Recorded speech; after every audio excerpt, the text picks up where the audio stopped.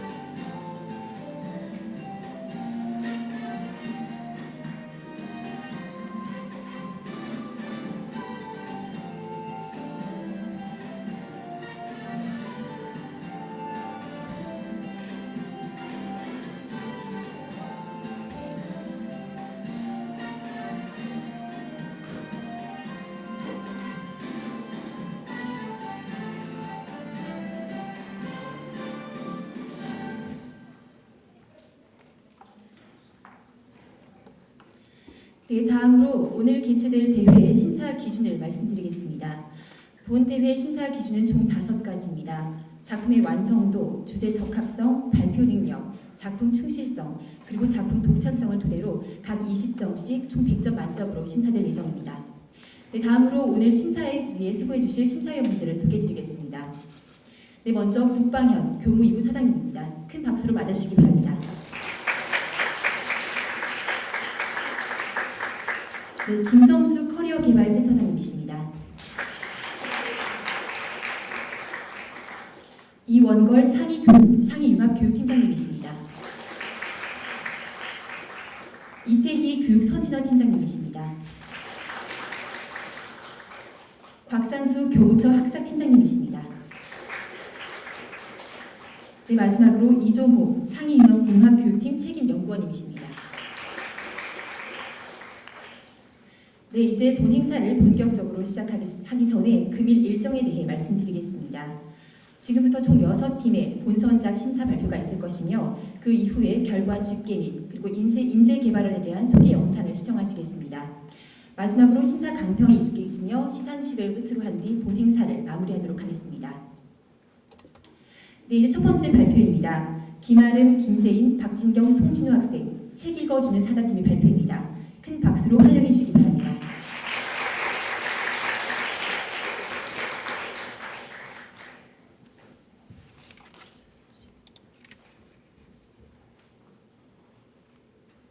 네, 안녕하십니까. 책 읽어주는 사자조의 발표를 맡은 산업공학과 송진우라고 합니다. 먼저 여러분들에게 한 가지 묻고 싶습니다. 여러분들에게 리더십이란 무엇입니까? 대중을 휘어잡는 카리스마? 아니면 모든 일을 척척 해내는 능력? 둘 다 아니었습니다. 우리 조에게 리더십은 바로 소통이었습니다. 여러분들 혹시 항우와 유방의 이야기를 알고 계십니까? 항우는 유방보다 훨씬 뛰어난 능력과 용맹함을 지녔지만 결국 유방에게 패배하고 말았습니다. 그렇다면 이 항우를 잠재울 수 있었던 유방의 비밀은 무엇이었을까요? 바로 소통의 힘이었습니다.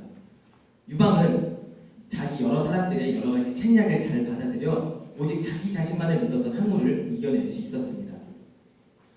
우리 책 읽어주는 사자는 14학년도 가을 학기 성태현 교수님의 창의와 소통이라는 수업에서 처음 만나게 되었습니다. 그곳에서 우리가 받은 팀 프로젝트는 바로 한양대교회 권학 운영인 사랑의 실천을 주제로 한 프로젝트를 기획하고 또 직접 실행하는 것이었습니다. 그렇게 총 수업 시간에 주어지는 약 3번의 조별 회의 시간을 통해 우리는 교내 흡연구역 문제로 프로젝트의 주제를 정하고 프로젝트를 진행하고 있었습니다. 그러던 중 아쉽게도 우리 조의 주제가 다른 조와 겹친다는 것을 뒤늦게 깨달았습니다. 하지만 그 누구도 나서서 다시 시작하자는 말을 꺼내지 못했습니다. 왜냐하면 이미 많이 프로젝트가 진행된 상태였고 또한 다른 수업들의 과제와 공부할 것도 매우 많았기 때문입니다. 하지만 그때 우리 조장이 나서주었습니다.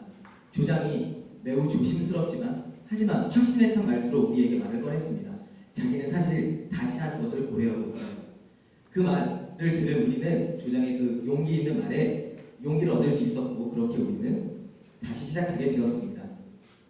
하지만 다시 시작하는 것이 쉽지만은 않았습니다. 막상 다시 회의를 하기 위해 교내 북카페로 향하던 길에 걱정이 많았습니다. 왜냐하면 다시 시작하는 것이 당연히 더 어려울 테니까요. 하지만 막상 시작하니 그렇지 않았습니다. 회의를 시작할 때 조장이 자기 가방에서 무언가 빼곡히 적혀있는 A4 용지 4장을 주섬주섬 꺼내더니 우리 앞에 펼쳐놓았습니다. 그곳에는 놀랍게도 우리가 처음 만났을 때부터 이 바로 직전까지 했던 모든 회의의 내용이 단 하나도 빠짐없이 농담까지도 기록되어 있었습니다. 우리는 그것을 보고 놀라고 있었는데 조장이 얘기했습니다. 우리가 그동안 많은 생각을 했고 많은 이야기를 했으니 우리가 분명히 좋은 생각을 했을 것이다. 다시 한번 되돌아보자. 라면서 그 A4 용지를 샅샅이 뒤졌고 그곳에서 우리는 낭독봉사라는 아이디어를 다시 한번 생각하게 되어 이렇게 주제를 정할 수 있게 되었습니다. 이렇게 주제를 정하고 나서 우리는 조장에 대해 다시 한번 생각하게 되었습니다. 모두가 좋은 아이디어, 창의적인 생각으로 문제를 해결하려고 했을 때 조장은 그렇지 않았습니다. 조장은 우리의 이야기를 다 듣고 있었습니다. 또한 회의 때마다 우리가 어떤 이야기를 하든 좋은 반응을 보여주던 조장의 모습도 다시 생각났습니다. 그렇게 우리의 이야기를 귀하고 소중히 생각하는 조장의 모습에서 유방의 소통의 리더십을 떠올릴 수 있었습니다. 이렇게 우리가 정한 주제는 바로 낭독봉사입니다. 낭독봉사란 시각장애인 분들을 위해 우리가 직접 책을 녹음해주는 봉사활동을 말합니다. 우리뿐만 아니라 더 많은 한양대학교 학생들이 낭독봉사를 알았으면 하는 목표를 가지고 한국 최고의 단편소설이라는 찬사를 받는 무진기행을 사회대학교 앞에서 한양인들의 목소리를 직접 빌려서 녹음하기로 결정했습니다. 하지만 막상 녹음을 시작하니 바로 한 가지 문제점이 있었습니다. 소음 문제였습니다. 야외라서 소음이 심각했던 곳이었습니다. 그래서 우리는 좀 더 창의적인 생각을 했습니다. 그것이 바로 세상에 하나뿐일 수밖에 없는 우리만의 텐트 녹음 부스를 설치했습니다. 보시다시피 우리 학교 사회대학 앞에 직접 텐트를 설치하고 그 안에 테이블과 녹음 기기를 장비를 설치해서 학생들 한 분 한 분을 텐트로 모셔 한 페이지 가량의 녹음을 부탁했고 그렇게 약 70여 명의 학생들의 목소리를 모아 우리의 예상보다 한 번 더 많은 서울 1964년 겨울이라는 책까지 총 2권의 책을 이틀 만에 녹음을 할 수 있었습니다. 이렇게 녹음을 마친 우리는 페이스북을 통해서도 활동을 했는데요. 보시다시피 우리의 활동 내용과 활동 계획을 업로드했는데 약 2,000명 이상이 우리의 글을 읽은 것으로 확인되어서 페이스북 또한 우리의 활동을 알리는 데 큰 기여를 했다고 생각하고 있습니다. 이렇게 완성된 CD를 장애인분들에게 전달해드리기 위해 직접 성동장애인 복지관으로 찾아갔습니다. 큰 기대를 하고 찾아간 곳에서 마주한 복지사님께서는 우리에게 정말 좋은 활동을 해줘서 고맙다며 칭찬을 해주셨지만 아쉽게도 시각장애인분들에 대한 이해가 부족하기 때문에 이 CD를 직접 전달해 주기는 어려울 것 같다고 말씀해 주셨습니다. 우리의 생각보다 훨씬 더 장애인분들은 청각에 민감하기 때문에 우리가 녹음할 때 더 신경 썼어야 하는 부분들을 상세히 설명해 주셨습니다. 큰 아쉬움을 뒤로한 채 그냥 그렇게 복지관을 빠져나와야만 했습니다. 뭐 아쉽지만 그래도 교양 프로젝트 치고 열심히 했다 라는 성취감을 느끼고 있을 무렵 우리 조장이 다시 한번 이야기를 꺼냈습니다. 아쉽지? 우리 다시 한번 녹음해보지 않을래? 사실 책 읽어주는 사전 프로젝트의 마감기한은 점점 더 다가오고 있었습니다. 또한 다른 과목의 과제량, 공부량도 점점 쌓여가고 있었고요. 그래서 처음 조장의 그 제안은 살짝 부담스러웠습니다. 하지만 우리가 처음에 흡연구역 문제에서 낭독봉사 주제로 움직일 수 있게 만들었던 조장의 그 조심스럽지만 확신에 찬 말투는 우리 마음속에서 무언가 일어나게 만들었고 우리는 다시 녹음하기로 결정했습니다. 그래서 이번에 조장이 생각한 것이 바로 소설이 아닌 우리 8명의 목소리를 모아 희곡을 녹음하는 것이었습니다. 두 번째 녹음을 진행하면서도 훨씬 더 많은 문제를 해결할 수 있었습니다. 먼저 주변의 소음 문제는 조원 한 명이 자신의 빈집을 녹음실로 사용해도 좋다고 흔쾌히 내어주면서 해결할 수 있었고요. 두 번째, 낮은 음질 문제는 또 다른 조원이 녹음 당일날 지인을 통해서 직접 고급 음향 장비를 구해옴으로써 해결할 수 있었습니다. 그렇게 우리는 아침 일찍 조원의 집에 모여 셰익스피어의 말괄량이 길들이기라는 희곡을 직접 녹음했습니다. 아침에 모여 점심밥, 저녁밥, 그리고 야식까지 함께 먹으며 하루 종일 녹음을 한 때 녹음을 마칠 수 있었습니다.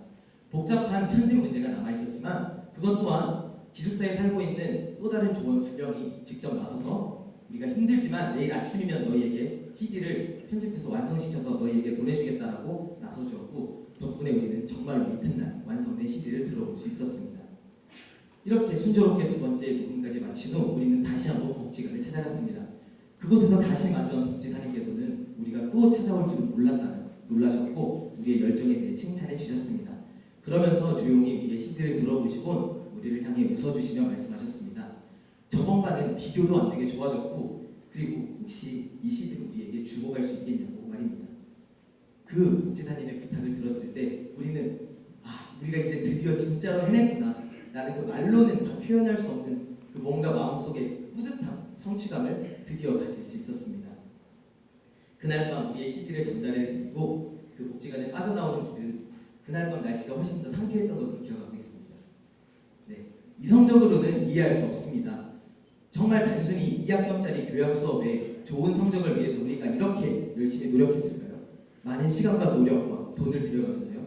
정말 우리가 이렇게 움직일 수 있게 우리를 만든 원동력은 과연 학점이었을까요? 아닙니다. 우리를 움직이게 한 원동력은 바로 소통이었고요. 그 중심에는 소통할 줄 아는 리더, 우리 조장이 있었습니다. 흡연구역 문제에서 좀 더 독창적인 우리만의 낭독 봉사 주제로 또한 그냥 아쉽지만 끝낼 수 있었던 이 전체 녹음에서 조금 더 업그레이드된 우리만의 2차 녹음까지 중간에 우리는 우리 스스로 그저 만족해버리고 끝낼 수 있었지만 그럴 때마다 우리를 위해 우리를 다시 한번 다잡아주고 격려하며 또한 결단하여 이끌어주는 리더가 있었기 때문에 우리는 진심으로 소통할 수 있게 되었습니다. 또한 이 소통하는 리더를 통해 우리가 진심으로 소통하게 되었을 때 또한 그 소통을 통해 우리가 서로를 위하는 마음이 자발적으로 생겨났을 때 우리 팀의 힘은 더욱더 극대화된다는 것을 깨달을 수 있었습니다. 누군가는 자진해서 회의도 필요 없이 그냥 자진해서 자기의 빈집을 녹음실로 빌려주었고요. 누군가는 자진해서 음향장비를 구해오고 또 누군가는 피곤한 몸을 이끌고 편집까지 밤을 새워서 맞춰주었습니다. 이 모든 일들이 소통이 없었다면 불가능했을 것입니다. 이 모든 것의 원동력은 바로 소통이었고 그 중심에는 소통하는 리더가 있었습니다. 네, 그리고 이 조장의 힘은 이번 공모전을 준비하면서 나타났습니다. 조장은 이 공모전을 우리에게 소개해주면서 우리를 한데 모았고 또 우리의 활동 내용을 담은 글쓰기부터 PPT 제작 그리고 제가 이 자리에서 하고 있는 지금 발표까지 모든 것을 우리 조원들의 역량에 맞춰서 알맞게 분배해 주었고 이 자리에까지 설 수 있게 해주었습니다. 앞으로도 이렇게 제가 무슨 일을 하든지 소통할 줄 아는 리더와 함께라면 내가 정말 내 최고의 역량을 다해서 일을 할 수 있겠다라는 자신감을 얻을 수 있는 아주 귀한 값진 경험이었습니다. 발표를 마치기에 앞서 여러분들에게 혹시 하나 더 묻고 싶습니다. 여러분들은 혹시 각종 공모전에서의 수상과 스펙, 또 좋은 학점과 영어 성적으로 다른 사람들이 보기에는 능력이 갖춰진 리더가 될 준비를 하고 계십니까? 그것보다는 유방이 항우를 이겨냈던 것처럼, 또한 우리 조장이 우리를 소통하게 만들었던 것처럼 먼저 소통할 수 있는 리더가 될 준비를 하는 것은 어떻겠습니까? 이상 책 읽어주는 사자의 발표를 마치겠습니다. 감사합니다. 네, 소통의 리더십 그리고 한양대 학생들의 협력과 공동체 의식을 엿볼 수 있는 좋은 발표였습니다. 이어서 두 번째 발표입니다. 강기택 학생의 발표입니다. 큰 박수로 맞아주시기 바랍니다.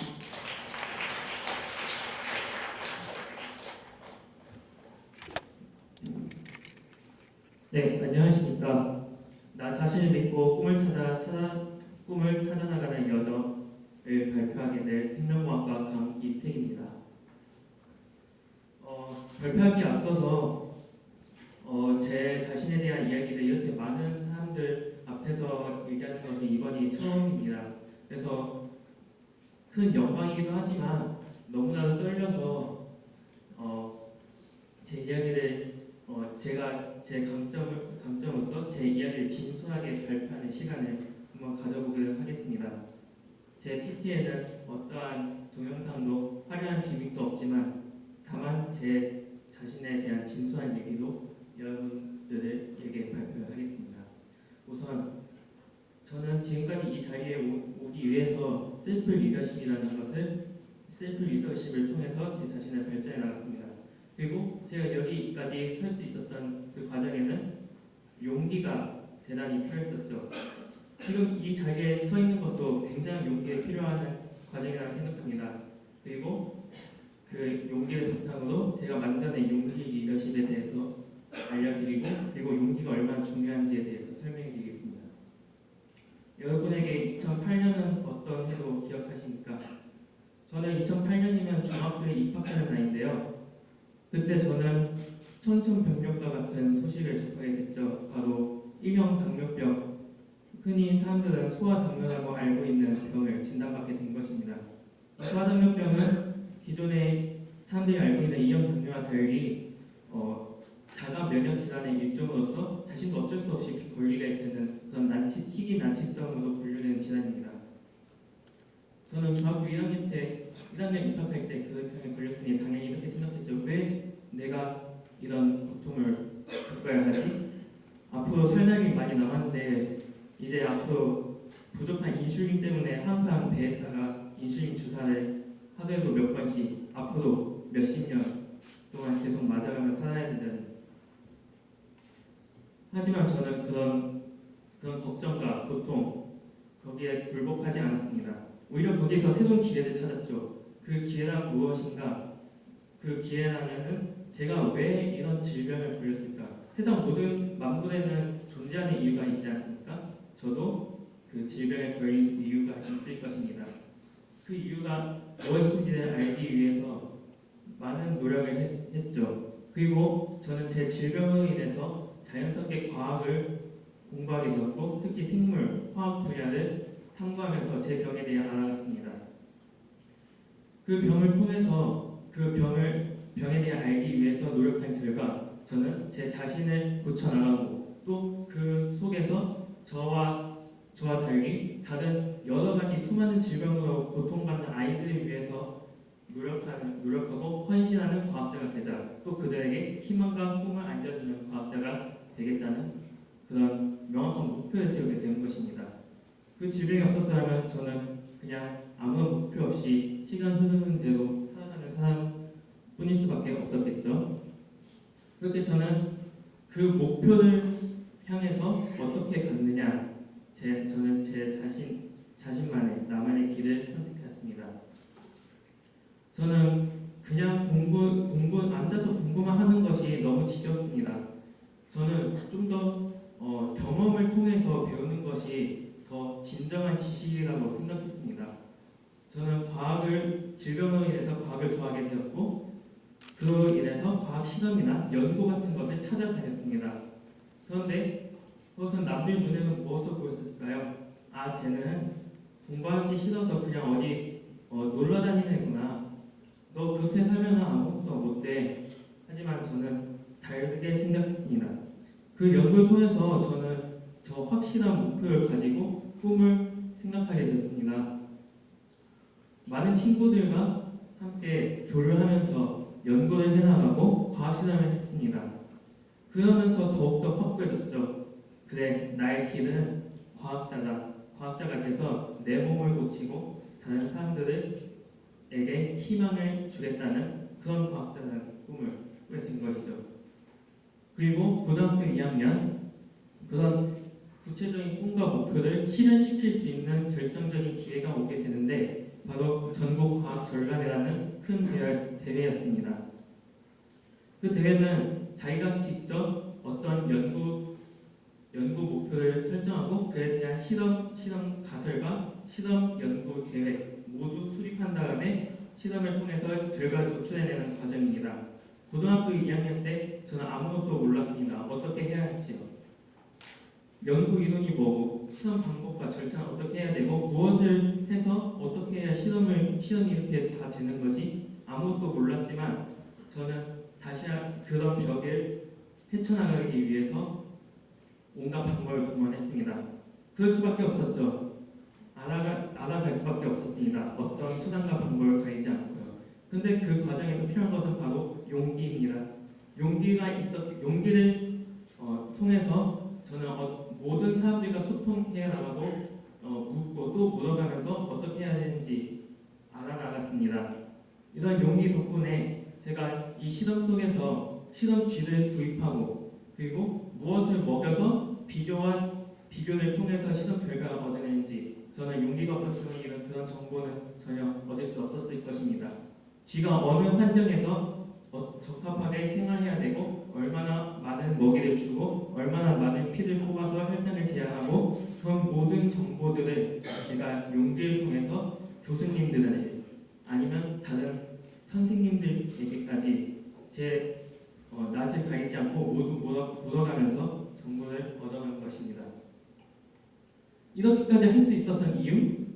제 셀프 리더십을 통해서 구체적인 목표와 꿈을 설정한 것 덕분입니다. 첫째, 돌아보기. 지금 나는 어떤 상황에 처해 있는가? 저는 소화장면을 가지고 있습니다. 둘째, 돌아보기. 표현하기. 그러면 그것을 어떻게 돌아본 것을 토대로 무엇을 할 것인가? 저는 사람에게 도움이 되는 제 병을 고치고 다른 아이들에게 더 희망을 주는 과학자가 되기로 했습니다. 셋째,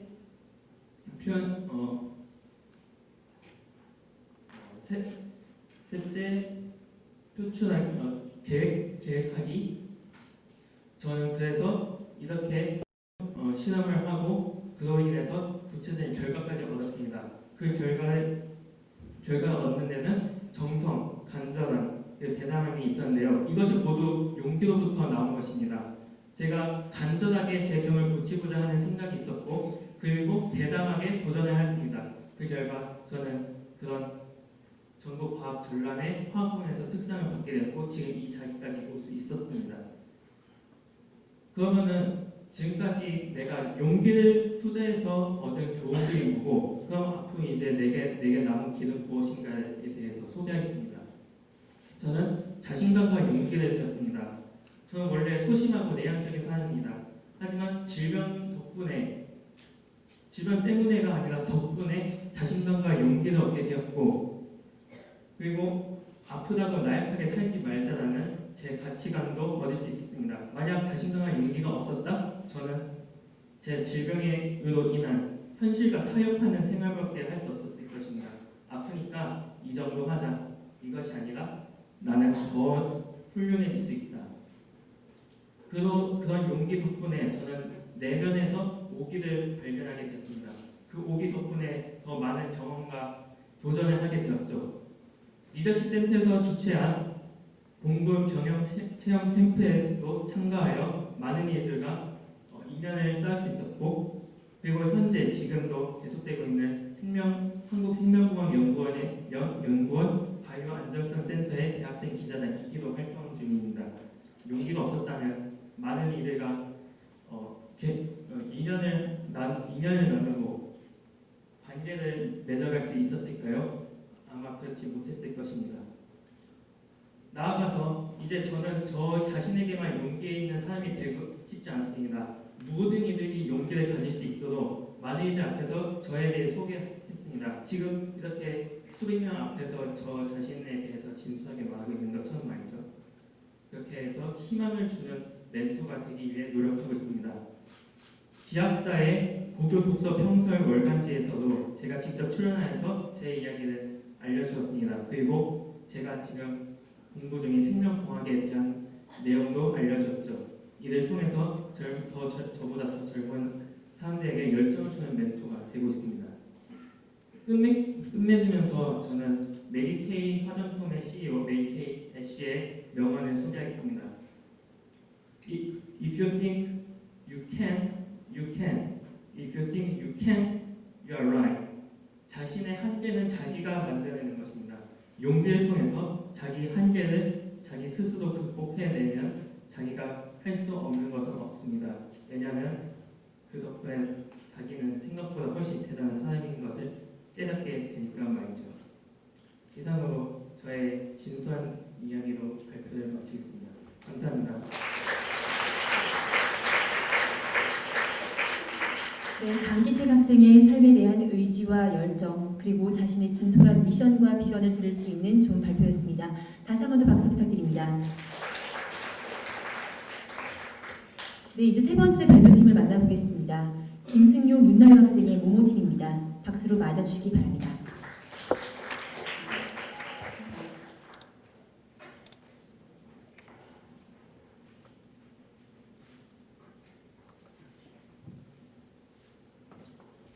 세상에서 가장 고요한 곳, 그러나 뜨거운 마음이 서로를 감싸는 그곳, 그 따뜻했던 이야기를 지금 들려드리려 합니다. 산업공학과 김승용, 미디어 커뮤니케이션학과 윤나요, 끝의 시작, 함께하는 모험, 모모팀의 이야기 지금 시작합니다. 이야기는 우리 대학 사회봉사단에서 주관하는 2014년 공개 해외봉사로부터 시작되었습니다. 장장 3개월의 준비 끝에 우리는 베트남으로 보름간의 봉사활동을 떠났습니다. 따뜻한 마음으로 봉사활동에 열을 올리던 저희는 베트남인들이 지니고 있는 한국에 대한 그릇된 생각을 인지할 수 있었습니다. 이들은 한국으로 유학을 준비하고 있었고 베트남인에 대한 한국인의 차별적인 시선을 두려워하고 있었습니다. 베트남뿐만이 아니라 많은 국가들이 이처럼 대한민국에 대한 그릇된 인식을 지니고 있다면 우리가 어떻게 이들과 더욱 소통할 수 있는 사회를 만들 수 있을까 지속적으로 고민했습니다. 이에 대한 생각을 조금이나마 해결해보고자 베트남에서 귀국한 뒤 윤나유 학생과 저는 4인의 팀을 꾸렸습니다. 미래창조과학부 산하 한국정보화진흥원과 UN 산하 국제전기통신연합 ITU가 공동으로 파견하는 국제기구 IT협력단의 일원이 되기 위해서입니다. 우리는 치열한 경쟁을 뚫고 국제기구 IT협력단으로 선발되었고 7시간에 비해 스리랑카 수도에서 차량으로 10시간을 달려 시청각 장애학생들을 위한 교육기관인 델라부야의 직업훈련학교에 도착할 수 있었습니다. 해당 지역은 외부와 철저하게 고립되어 있는 지역이었고 문명의 혜택에서 소외된 지역이었습니다. 각종 해충이 들끓는 것은 물론이고 인터넷이나 전화 등 통신이 일체되지 않았습니다. 더불어 비가 오면 전기가 끊겼고 비가 오지 않으면 수도가 끊겼습니다. 식수를 구입하기 위해서는 차량으로 1시간가량을 벗어나야만 했습니다. 처음 마주한 델라부야의 지역은 우리에게 너무나도 충격적이었습니다. 문제는 이뿐만이 아니었습니다. 서로 각자 다른 생각을 가진 4명이 한데 어우러져 생활하다 보니 각종 문제점들이 발생했습니다. 가장 큰 문제점은 수업을 진행하는 데에 있었습니다.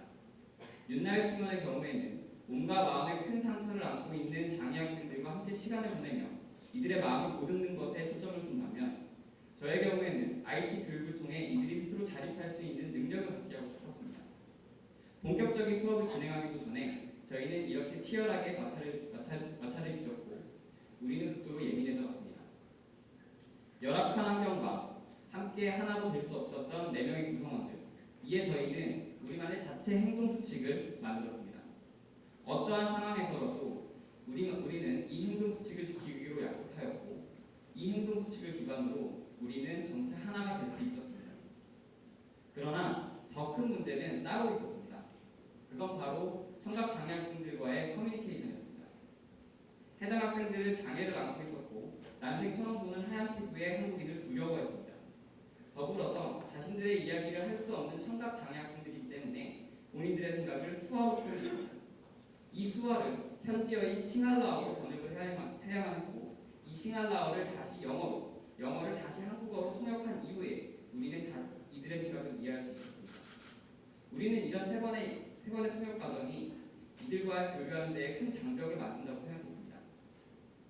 보신 끝에 우리는 직접 수화를 배우는 방법을 통해 이 문제점을 극복하였습니다. 가장 그들에게 맞는 해법을 통해서 그들과 친구가 되려 한 것입니다. 처음에는 무언가 의사를 표명하더라도 이들은 낯선 외국인에게 마음을 열지 않았습니다. 하지만 안녕, 반가워 등의 간단한 인사말을 수화로 전달했고, 소통을 시도하자 점차 마음을 열기 시작했습니다. 그렇게 우리는 진짜 친구가 될 수 있었습니다. 열악한 환경 속에서도 우리는 이러한 문제점들을 극복했고, 스리랑카 정보통신부와 국제전기통신연합으로부터 표창을 수여받았습니다. 더불어 귀국 후에는 파견되었던 138개 팀 중에 1위로 선정되어 미래창조 과학부 장관상을 수상할 수 있었습니다. 우리 대학의 권한 분야인 사람을 실천하고 팀원 상호 간의 리더십을 발휘한 혜택이었습니다. 우리의 이러한 활동과 평가는 국내는 물론이거니와 스리랑카 현지 언론에도 보도되었으며, 공적 개발 운동을 실시하는 많은 국가들의 모범이 될 수 있었습니다. 그러나 우리에게 중요한 건 우리를 화려하게 치장할 수 있는 이런 상패와 이런 보도자료 따위가 아니었습니다. 우리 스스로가 각자 잘하는 것을 토대로 개발도상국에 대한 사회적 기여를 꿈꾸게 된 것이 가장 값진 결과물이었습니다. 그 첫 번째, 공학적 사회기여입니다. 한양대학교 링크사업단에서는 적정기술 아이디어 경신대회를 개최했고, 개발도상국에서의 경험을 살려 우리는 음악교육용 키트를 개발했습니다. 개발도상국의 친숙한 과일에 공학을 접목하여 저렴하고 흥미로운 음악교육용 키트를 개발했고, 해당 아이디어는 대회에서 최우수상을 받았습니다. 더불어 스리랑카 청각장애인들을 생각하던 안타까움에 청각장애인을 위한 어플리케이션을 개발했습니다. 해당 어플리케이션은 청각이 아닌 촉각과 시각을 활용해 청각장애인들의 삶의 질을 높이는 데에 큰 기여를 할 수 있을 것으로 기대되며, 해당 제품은 삼성 SDS의 후원을 받아 제작되었습니다. 두 번째는 윤나열 팀원의 문화적 사회기여입니다. 윤나열 팀원은 초등학교 시절부터 음악 및 방송 분야에서 일해오고 있습니다. 특히 장애인 해외 교포를 대상으로 하는 문화교육 콘텐츠 제작에 앞장서고 있고, 이러한 경험을 토대로 현재는 미국에서 온 오디오북이라는 프로젝트를 진행하고 있습니다. 미국의 수도인 워싱턴 DC와 버지니아 일대에 거주하는 한인 외국인들을 위한 국문 콘텐츠가 턱없이 부족하다는 점에서 착안하였던 프로젝트였고, 이들을 위한 오디오북을 제작하고 있는 것입니다. 완성된 오디오북은 올해 말 버지니아 일대에 있는 한인 장애인협회에 무상으로 기증될 예정입니다.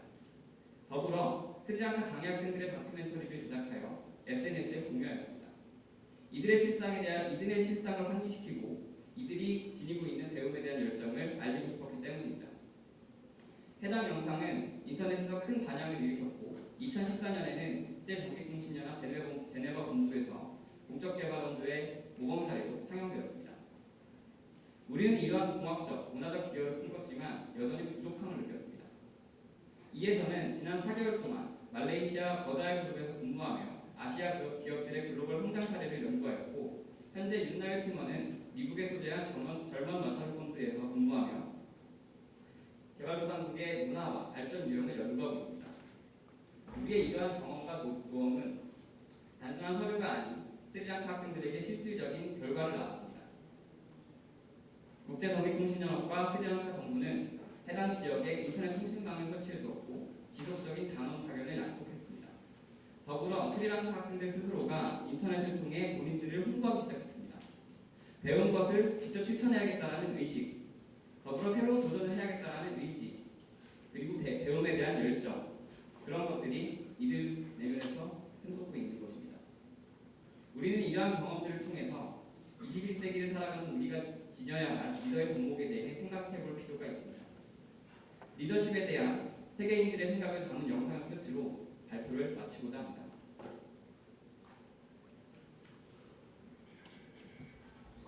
Leadership is about motivating other people towards a common goal and trying to get everyone to work together. If leaders can do that, then they can call themselves leaders. Để phát triển thì con người chúng ta không thể sống như bình thường. Vì thế chúng ta phải có một lòng tự do, và khi lòng tự do thì chúng ta nhu cầu có một người lãnh đạo để tổ chức nhóm một cách hiệu quả để thực hiện mục tiêu đã mình đề ra.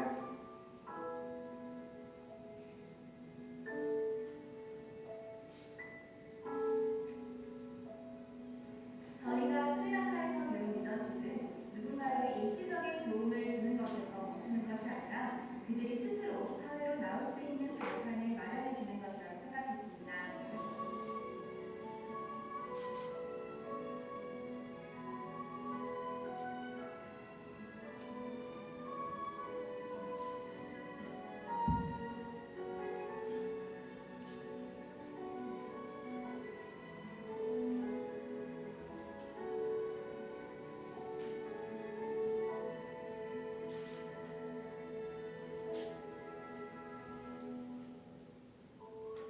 앞으로도 우리 대학의 건강 기념인 하늘신처럼 모두와 함께하며 더 나은 사회를 만들어 나갈 수 있도록 노력하겠습니다.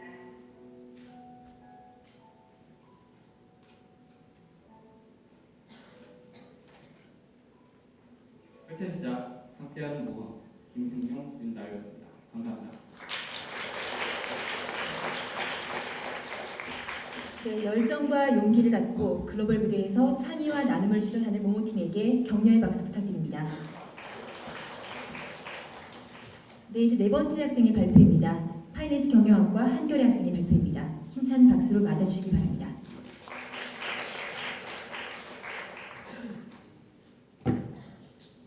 네, 안녕하십니까. 한결애라고 합니다. 반갑습니다. 바로 발표 시작하겠습니다. 제 어린 시절 사진인데요. 가장 왼쪽이 저고 그 옆에는 친형과 사촌형입니다. 어린 시절 저는 유난히 겁이 많았습니다. 울기도 많이 울고 허약해서 싸움도 잘 못했죠. 근데 옆에 있는 두 형들 덕분에 학교 생활은 편하게 할 수 있었어요. 이렇게 허약했던 소년은 이 사진으로부터 15년 뒤에 히말라야에 오르게 됩니다. 어떻게 그럴 수 있었는지, 그리고 그 과정을 통해서 무엇을 배웠는지 그 이야기를 지금부터 들려드리도록 하겠습니다. 저는 제가 20살이 되는 해에 23일 동안 히말라야 원정을 다녀왔습니다. 약 1600명의 경쟁자를 뚫고 정예대원으로 선발된 뒤 코오롱 스포츠에서 이렇게 수많은 제품과 원정 비용을 후원받았습니다. 가기 전에 약 3개월 동안 훈련을 받았는데 이게 훈련 때 사진인데 가방이 저보다 크죠? 이게 무게가 30kg가 넘습니다. 이런 배낭을 메고 뜨거운 여름에 매주 1박 2일에서 2박 3일 산행 훈련을 받았습니다. 그런데 같은 팀 형님들은 별로 힘들어한 것 같지는 않더라고요. 그 형님들은 해병대 출신, 아프가니스탄 파병 출신, 액션 배우, 체육대학교, 산악부 대장 등 어마어마한 이력을 가진 분들이었어요. 그 중에 저는 막내였고요. 막내라 그래서 더욱더 힘든 티를 내기 싫었습니다. 그래서 저도 이를 악물고 훈련을 받았죠. 그런데 아마 설악산 훈련 때였을 겁니다. 어느 때처럼 훈련받고 있었는데 형님들이 쉬는 시간에 저한테 이런 이야기를 하더라고요. 결이야, 너는 하나도 힘들어 보이지도 않다. 역시 어린 게 좋은 건가 봐. 그때 저는 속으로 너무 힘들어서 내가 왜 이런 일을 사서 하고 있나 후회하고 있었는데 형님들이 저한테 그런 이야기를 해주신 거예요. 알고 보니 형님들도 많이 힘들었던 겁니다. 그런데 서로 이야기를 하지 않았죠. 왜냐하면 우리는 함께하고 있었으니까 내가 힘들다고 주저앉지 않은 겁니다. 그리고 이렇게 우리가 함께했기 때문에 밤에 이렇게 열심히 산행을 하고 모기와 싸우며 산 전체를 침대 삼아 자는 일도 그렇게 힘들지 않고 즐거웠습니다. 제가 히말라야 탐사를 통해 배운 첫 번째 리더십의 가치의 가치입니다. 그렇게 훈련을 마치고 드디어 파키스탄을 향해 떠났습니다. 이따만 해도 우리가 얼마나 힘든 일을 겪게 될지 알지 못하고 있었죠. 약 30시간 동안 이렇게 차를 타고 이동한 뒤 드디어 산행 지역에 도착을 했습니다. 초반에는 이렇게 뜨거운 태양 속에 걸어가야 했는데 제가 체질상 열이 많아서 쌍코피를 흘렸습니다. 근데 여러분도 아시다시피 이렇게 고산지대는 산소가 부족해서 호흡이 평소보다 몇 배로 숨가쁩니다. 근데 저는 쌍코피를 흘려서 양쪽 코를 막고 걸어야 했죠. 또 뜨거운 건 둘째치고 그늘이 없어서 길을 가다가 이렇게 조그만 바위가 보이면은 그 안에 모여서 옹기종기 쉬곤 했습니다. 그래도 뭐 이렇게 멋진 풍경을 보면서 걷다 보니까 이렇게 멋있는 초원지대도 나오고 빙하지대에 접어들었습니다. 하루하루 일정이 끝날 때면 이렇게 텐트를 치고 안에 모여서 식사를 하고 차를 마시고 휴식을 취했고요. 이건 좀 민망한 사진인데 화장실에서 볼일을 보는 모습입니다. 멀리 가면 위험하기도 하고 딱히 장소가 없기 때문에 이렇게 임시방편으로 볼일을 보곤 했습니다. 이렇게 저희는 한 발짝 한 발짝 점점 정상에 가까워져 갔습니다.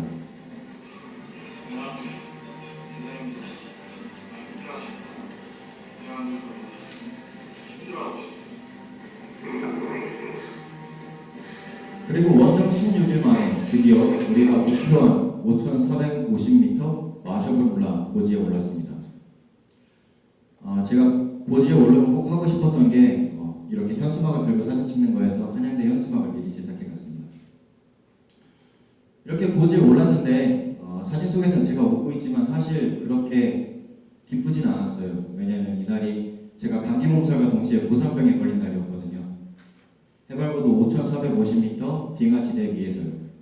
아프다고 돌아갈 수도 없습니다. 돌아가려면 열흘을 내내 걷고 또 차를 타고 10시간을 이동해야 허름한 파키스탄 병원이 있습니다. 그래서 제 생애 가장 힘든 순간이었지만 이날도 10시간을 넘게 걸어 빙하를 건너야 했습니다. 그리고 도착하자마자 쓰러져 누웠죠. 근데 누운지 한 10분쯤 지났을까 정신이 좀 들더라고요.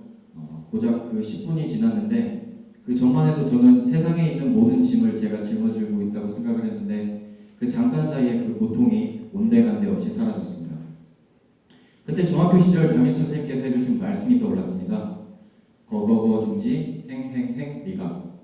걷고 걷고 걷다 보면 알게 되고 행하고 행하고 행하다 보면 깨달을 수 있다.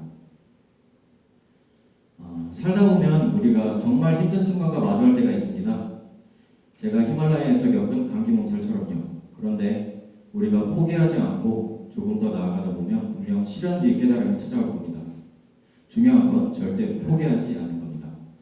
제가 히말라야 탐사를 통해 배운 두 번째 리더십, 극한에서 한 걸음 더 인내와 끈기의 리더십입니다. 제가 오지 탐험을 하게 된 거는 모험에 대한 동경심 때문이었어요. 어린 시절 저는 이 드래곤볼이라는 만화 영화를 굉장히 감명 깊게 봤는데 이때부터 저는 언젠가는 저도 신비롭고 기묘한 모험을 해보겠다는 생각을 했죠. 그러다가 고등학교 때 우연히 오지 탐사대 모집 공고를 발견했고 그때부터 저는 3년 동안 제 삶을 바쳐서 그걸 준비를 했습니다. 수능이 끝나고 다른 친구들이 멋진 셔츠를 입고 젊음을 즐길 때 저는 제 전재산을 털어서 이렇게 온 산을 누볐습니다. 그리고 특공부대 자원 입대에 특수훈련을 받으면서 체력을 길렀어요.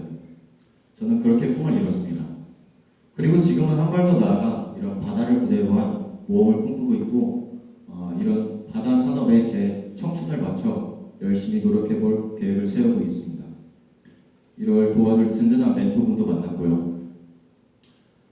리더는 꿈을 꿔야 한다고 생각합니다. 꿈을 현실로 이루려는 걸 반복하면서 성취에 대한 자신감을 가져야 합니다. 저는 오지 탐험을 하면서 1년의 작은 꿈들을 세웠고 그걸 이뤄내기를 반복하면서 성취에 대한 자신감을 가졌습니다. 제가 히말라야 탐사를 통해 배운 세 번째 가치, 리더는 뜻을 품고 움직이며 성취해야 한다는 겁니다. 히말라야 탐사를 끝내고 돌아왔는데도 한동안은 꿈만 같았어요.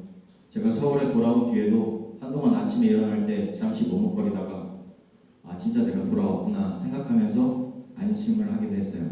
1년이 지난 지금에서야 조금씩은 실감이 나는 것 같아요. 근데 사실 제가 이 히말라야 탐사를 통해 정말로 배운 건 따로 있습니다. 파키스탄 현지 사람들이 습관처럼 내뱉는 말인데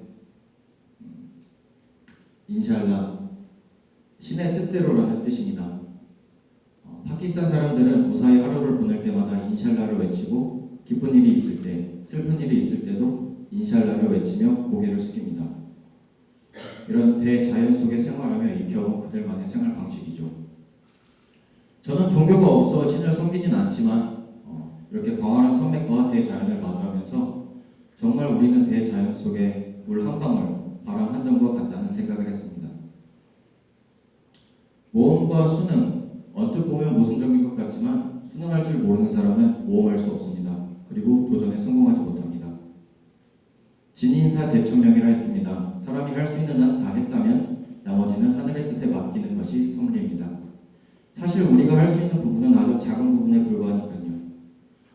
하지만 작다고 실망할 필요 없습니다. 크고 작은 것이 중요한 게 아니라 우리가 최선을 다했다는 것이 중요하고 우리가 최선을 다했다면 하늘도 우리 편이 되기 마련이라는 것을 저는 믿습니다. 리더는 함께해야 하고 강한 생명력을 가져야 하고 꿈을 꿔야 합니다. 하지만 그 무엇보다 인샬라 겸허히 받아들일 줄 알아야 합니다. 우리가 최선을 다했어도 때로는 결과가 좋지 않고 어긋날 때도 있습니다. 하지만 그럴 때 때가 아니었음을 알고 고개를 숙이는 것, 제가 히말라야 감사를 통해 배운 겸손의 리더십입니다. 감사합니다.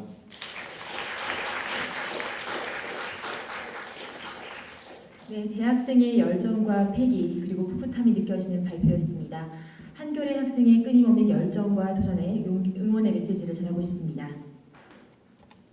네, 이제 5번째 발표입니다. 김다희, 박현아, 서현석, 이호영, 최규하 학생으로 뭉친 17박 팀의 발표입니다. 박수로 맞아주시기 바랍니다. 안녕하세요. 발표를 맡은 한양대학교 서현석입니다. 한양대학교에서 적어도 100명 이상의 학생들은 점심시간에 점심을 먹지 않습니다. 대신에 이 학생들은 수업시간이 끝나면 학생 식당으로 가 일을 합니다. 하지만 그 일이 끝나도 학생들의 통장에는 돈이 찍히지 않습니다. 왜냐하면 그 돈들은 한데 모여서 생활고로 힘든 학생들에게 보내지기 때문입니다. 여러분, 한양대학교에서 시작한 17밥을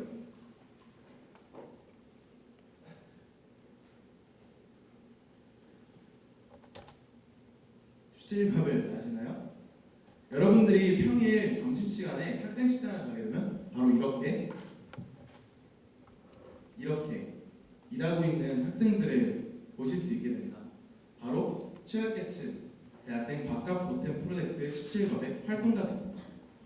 17밥은 강해야 강해 빈 시간인 공강 시간에 학생들이 식당에서 봉사를 하고 그에 대한 대가로 식권을 받아 취약계층 학생들에게 기부하는 일을 하고 있습니다. 봉사를 원하는 대학생들이 17밥에 신청을 하면 17밥은 미리 계약되어 있던 학생식당에 그 학생들을 투입합니다. 학생들은 여기서 식기 세척, 식권 판매 등 여러 가지 일들을 하게 되는데요. 그에 대한 대가를 식권으로 받습니다. 그리고 17밥은 그 식권을 취약계층 대학생들에게 기부하는 겁니다. 이렇게 이 학생들은 한 끼 식사를 해결할 수가 있게 됩니다. 이 활동은 대학생들의 문제를 대학생들이 직접 해결하고자 하는 취지에서 기획되었습니다. 그리고 이렇게 현실이 되었고요. 17밥을 처음 시작하게 된 계기는 특별하지 않습니다. 그저 제 주변에 있는 친구들을 돕고 싶었습니다. 한 친구가 있는데 그 친구는 매우 가난합니다. 밥을 먹을 때마다 자신의 사정을 잘 아는 친구와 함께 학생식당에 가서 밥을 먹습니다. 사람은 2명인데 식권은 한 장만 신청합니다. 왜냐하면 다른 친구가 밥을 다 먹은 후에 빈 식판을 가지고 리필을 받아 끼니를 해결하기 위해서입니다. 멀리서 일어난 일들이 아닙니다. 우리 근처에서 일어난 일입니다. 우리가 깨닫지 못하고 있을 뿐입니다. 그 사실을 깨달았을 때 저는 가만히 있을 수 없었습니다. 저는 뭔가 해야만 했습니다. 그렇게 시작된 게 17밥입니다. 저는 사업계획서를 만들었고 학생식당, 학교, 그리고 주변 지인들 등 17밥을 시작하기 위해 필요한 모든 사람들에게 찾아갔습니다. 부끄러움은 없었습니다. 그저 이 활동을 최대한 빠른 시간 내에 시작해야겠다는 1년밖에 없었습니다. 하지만 학생식당의 반응은 그리 좋지 못했습니다. 식당에 제가 사업계획서를 들고 찾아가면 식당들의 반응은 학생, 이 활동 정말 좋은 것 같아요. 꼭 잘 됐으면 좋겠어요. 다른 식당에서는 라는 반응들이었습니다. 문제는 다른 식당들의 반응도 마찬가지였습니다. 처음부터 쉽다고 생각하지는 않았지만 결과는 너무나 처참했습니다. 그 어떤 학생식당도 저희를 받아주지 않았습니다. 저는 좌절했습니다. 왜냐하면 17밥은 아주 중요한, 이 사회에 꼭 필요한 활동이라고 생각했기 때문입니다. 하지만 생각이 다가 아니었습니다. 현실의 벽은 생각보다 높았습니다. 학생식당에게 저희는 잘 돌아가고 있는데 뜬금없이 끼어든 이방인 같은 존재였던 것입니다. 하지만 포기할 수는 없었습니다. 저에게 목표가 있었습니다. 저는 17법을 처음 만들 때 바로 그때로 돌아가 여러 가지 창의적인 방법들로 이 아이디어에 옷을 입히기 시작합니다. 저희는 참 많은 것들을 바꿨습니다. 활동 시간, 프로세스, 홍보 등 17법을 시작하기 위해서는 그 어떤 것도 바꿀 준비가 되어 있었습니다. 거들다른 식당에 계속해서 찾아갔습니다. 그리고 대체 왜 17법을 시작할 수 없느냐라는 질문이 아니라 대체 어떻게 하면 17법을 시작할 수 있는지에 대해서 물었습니다. 그러자 처음에는 철벽 같던 식당들도 점차 저에게 마음의 문을 열기 시작합니다. 그리고 그렇게 6개월 감격스럽게도 한 학생 식당에서 저는 17법을 시작할 수가 있게 됩니다. 그렇게 17법은 타오르기 시작합니다. 학생들의 참여도 굉장히 놀라웠습니다. 이때 당시에는 디자이너가 없어서 제 친구에게 짜장면 한 그릇을 사주면서 저 디자인을 맡겼었는데 그 눈물 젖은 짜장면 한 그릇의 포스터를 보고 50명이 넘는 학생들이 모였습니다. 저희가 필요한 최소 인원은 20명이었는데 50명이 넘는 학생들이 모인 겁니다. 저희는 감격스러웠습니다. 이 50명의 학생들 중 시간표가 맞는 39명의 학생들과 함께 2014년 9월 17법을 시작하게 됩니다. 냉담한 사회에 아주 조금의 흠집이라도 내보자 하며 시작했던 17법은 1년 만에 제가 생각했던 것보다 훨씬 더 큰 단체가 되었습니다. 저는 지금까지 대학생 500명에게 약 7,000개 이상을 선물했고요. 17법을 경험한 학생들만 700명이 넘습니다. 그리고 이제는 서울대, 연세대, 고려대, 경북대 등 전국 20개 학생 식당에서 한양대의 뒤를 이어 사랑에 실천하고 있습니다. 저희는 언론에도 굉장히 많이 보도되었습니다. YTN, 조선일보, MBC, KBS 등 유명 언론 매체에 50회 이상 소개가 되며 이제 17법은 많은 사람들에게 한 번쯤은 들어본 단체가 되었습니다. 그리고 이제는 이렇게 대한민국의 봉사활동을 선도하고 있습니다. 여기에 오기까지 어려움이 없었던 것은 아닙니다. 저희는 공강 시간을 기부해야 했고 공강 시간이 아닌 시간들도 바쳐야 했습니다. 오기로 했던 참여자가 오지 않고 전화도 받지 않아서 저 혼자서 3시간 동안 식판을 닦았던 적도 있습니다. 굉장히 힘들었습니다. 저희는 확실히 지칠만 했지만 저희를 견딜 수 있게 만들어준 사실은 바로 저희 인생을 다른 사람들에게 투자하고 있다는 바로 그 사실이었습니다. 그리고 그 사실은 17법을 빛나게 만들었다고 확신합니다. 17법을 시작할 때쯤 제 지인이 그런 얘기를 한 적이 있습니다. 너 이거 대체 왜 하는 거야? 이거 필요한 일이야? 이거 너 스펙 쌓으려고 하는 거지? 저는 그 시선이 굉장히 안타까웠습니다. 여러분, 우리 사회는 복지의 사각지대에 놓인 대학생들에게 별로 관심이 없습니다. 그냥 고등학생들과 다르게 이 학생들은 알바나 과외 등을 통해서 알아서 잘 생활할 수 있겠지라고 가늠할 뿐입니다. 하지만 현실이 그런가요? 여러분, 알바나 과외로 등록금 벌기가 쉬운가요? 벌 수 있다고 칩시다. 그럼 그 다음에는요? 비싼 전공책들은 어떻게 하죠? 매일 먹는 밥값은요? 핸드폰 비는요? 만약 자취하는 학생들이면 매달 내야 되는 월세는요? 학생들이 이 모든 것들을 감당하기 위해 알바나 과외를 한다면 다른 학생들은 그 시간에 학점을 쌓을 수가 있습니다. 결국 이 친구들은 학점에서도 뒤처지게 됩니다. 이 학생들이 이 때문에 휴학을 한다면 취직 시기 또한 늦춰지게 됩니다. 이 갭은 영원히 채워지지 않을 수도 있습니다. 저희는 이 학생들이 그 가난을 혼자서 감당하도록 놔두고 싶지 않았습니다. 그 친구들도 알바 시간에 다른 사람들처럼 여유롭게 커피 한잔 하고 싶을 겁니다. 그 친구들도 과외 시간에 다른 사람들처럼 자기가 좋아하는 친구들과 설레는 연애 하고 싶을 겁니다. 하지만 그럴 수가 없죠. 저는 그 친구들에게 평범한 삶을 선물하고 싶었습니다. 17법은 단순히 식권을 기부하는 단체가 아닙니다. 17법은 시간을 선물합니다. 한 학생이 자신의 가난을 감당하기 위해 10시간 필요하다면 10명의 학생들이 1시간씩만 도움을 줍니다. 이미 수많은 학생들이 17법의 뜻에 동참하고 있습니다. 저희는 결코 저희 친구들을 혼자 내버려두지 않을 것입니다. 여러분, 꼭 무언가를 가지고 있어야만 남을 도울 수 있는 것은 아닙니다. 제게 24시간이 있다면 1시간이 부족해 밥을 굶는 학생들을 위해 그 시간을 기꺼이 바칠 것입니다. 언제나 주변을 살피고 다른 사람들을 위해 내가 할 수 있는 일들을 실천합니다. 저는 그것이 세상을 바꾸는 리더십이라고 생각합니다. 지금까지 17법이었습니다. 감사합니다.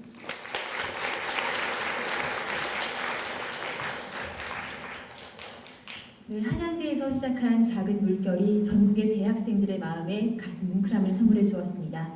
앞으로 17법이 한국을 넘어 전 세계인의 가슴에 따뜻함을